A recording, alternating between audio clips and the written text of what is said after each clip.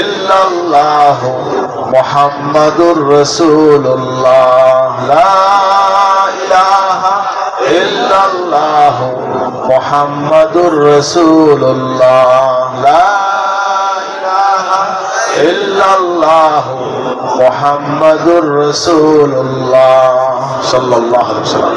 এবার নফিয়াস বা জিকির প্রথম মাগরিব বাদ দুই রাকাত সুন্নাত করার পরে দুই জায়গায় সারা বেলা আউবিন পড়ে বিসমিল্লাহ সহ 3 বার সূরা ফাতিহা 10 বার সূরা ইখলাস 11 বার দরুদ বার সাবধানী করবেন নিয়ম মোতাবেক দৈনিক 300 বার করে নফিয়াস বা জিকির করবেন। কতবার? 300 বার। আচ্ছা 200 বার বাড়বে 500 700 900 বাড়তে থাকবে। আপনার 4 তরিকার সাজরা নেবেন, 4 তরিকার সাজরা 24 পৃষ্ঠায় নিয়ম লেখা আছে, 32 পৃষ্ঠায় দেখবেন পুরো বইটা পড়বেন, সেটা আমল করার চেষ্টা করুন। আল্লাহ পাক সবাইকে আমল করার তৌফিক আল্লাহুম্মা আমিন। আর অন্যান্য কিতাব আছে মিনহাজুল উসুল কোষ্ঠীবাদের মোমেন, কিতাবুল আরবাইন ফি উসুলুদ্দিন, তালিমে মারিফাত, রহমতে দোজাহা হযরত মুহাম্মদ সাল্লাল্লাহু আলাইহি ওয়াসাল্লাম নবীজির জীবনী, এবার আপনার হযরত পীর সাহেব রাহমাতুল্লাহ জীবনী আছে, এগুলো সংগ্রহ করবেন। আল্লাহ আমাদের সকলকে মুতাআলা করে আমল করার তৌফিক আল্লাহুম্মা আমিন।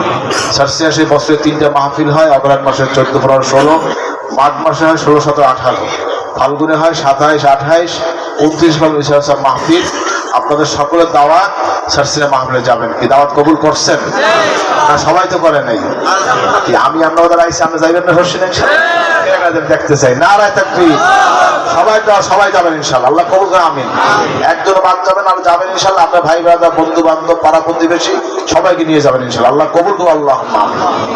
এই আমাদের আগামী আল্লাহ কবুল করে ইনশাআল্লাহ এই অগ্রহায়ণ মাসের 14, 15, 16 অগ্রহায়ণ মাসের 14, 15, 16 ইংরেজি তারিখ পড়তেছে এই মাসের নভেম্বর মাসের 29, 30, 1 ডিসেম্বর। খেয়াল রাখবেন 29, 30 নভেম্বর, 1 ডিসেম্বর রোজ শনি রবি সোমবার বাদ জোহর আখিরি মোনাজাত ইনশাআল্লাহ। আপনাদের সকলের দাওয়াত, আপনারা ইনশাআল্লাহ যাবেন। আল্লাহ যে কবুল করে যাওয়ার চেষ্টা করেন ইনশাআল্লাহ। যাই হোক, আর সারসিনা মাদ্রাসা লিল্লাহ বোর্ডিং আর একটা কথা, যারা আজকে নবী সাল্লাল্লাহু আলাইহি ওয়াসাল্লামকে মহব্বত করে দাঁড়িয়ে রাখার ওয়াদা করছেন, আপনাদের খাস দাওয়াত ইনশাআল্লাহ। কথা বলছেন কি বলছি? যারা নবীজিকে মহব্বত করে দাঁড়িয়ে রাখার ওয়াদা করছেন, আপনাদের খাস দাওয়াত, আপনারা যাবেন ইনশাআল্লাহ।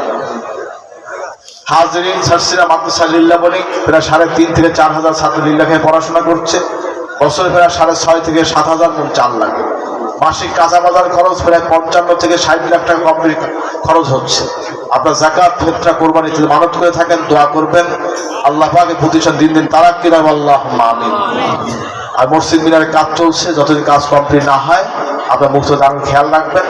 আপনার সন্তানকে দিনিয়া মাদ্রাসা পড়াইবেন। কি মাদ্রাসা বলেন সবাই? কি মাদ্রাসা?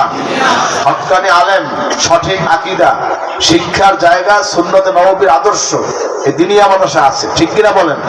এজন্য আপনার সন্তানকে দিনিয়া মাদ্রাসা পড়াবেন এবং আপনার সন্তানকে ছাত্র হিজবুল্লাহ সদস্য করবেন। কোনো রাজনৈতিক দল না, ইউনিভার্সিটিতে, কলেজে, এবার আপনার বক্তব্যে, মাদ্রাসায় যে যেখানে পড়ুক, কোনো সমস্যা নেই, কিন্তু ছাত্র হিজবুল্লাহ সদস্য হবে। কিসের সদস্য হবে? বিশেষ করে আমার পীর ভাইদেরকে বলছি, আপনাদের কোনো সন্তান কোনো দলের সাথে রাজনৈতিক অরাজনৈতিক কোনো দলে জড়াবে না, তাদেরকে ছাত্র হিজবুল্লাহ সদস্য করবেন ইনশাআল্লাহ। রাজি আছেন তো? আল্লাহ কবুল করুন আমিন। কারণ ছাত্র হিজবুল্লাহ থাকলে সে দিন শিখবে, সঠিক সোহবত পাবে, দাড়ি, টুপি, লেবাস, পোশাক, আমল, আখলাক, চরিত্র এটা শিখবে।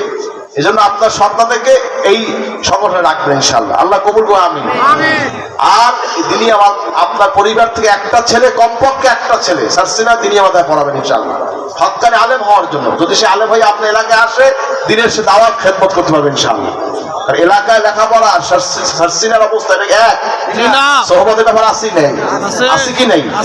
একটা ইউনিভার্সিটিতে পড়ার চাইতো সারসিনা মাদ্রাসায় পড়া উত্তম।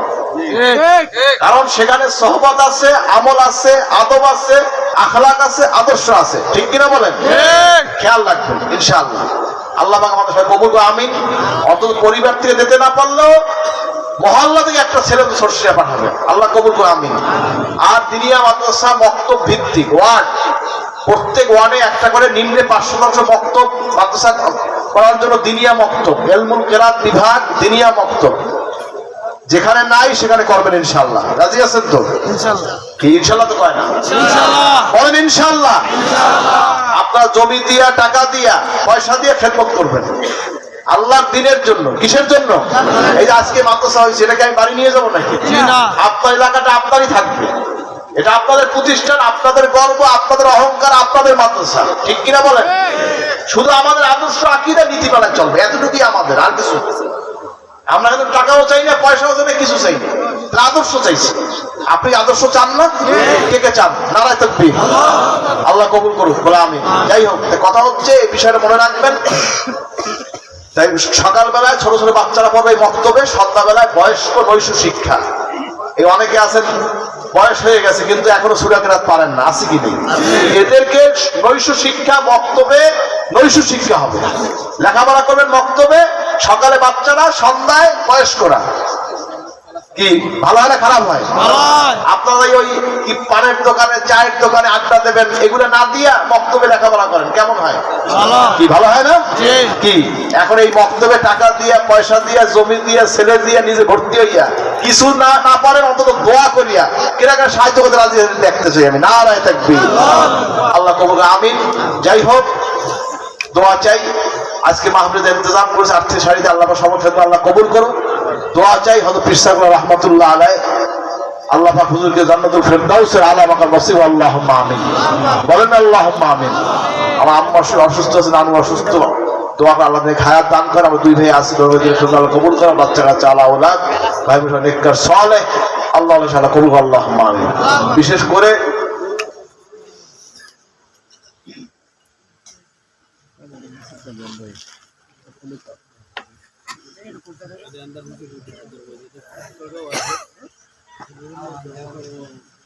হাজরিন, বিশেষ করে আমাদের আজকের আপনাদের এলাকারই সন্তান, আপনাদের গর্ব, আলহামদুলিল্লাহ।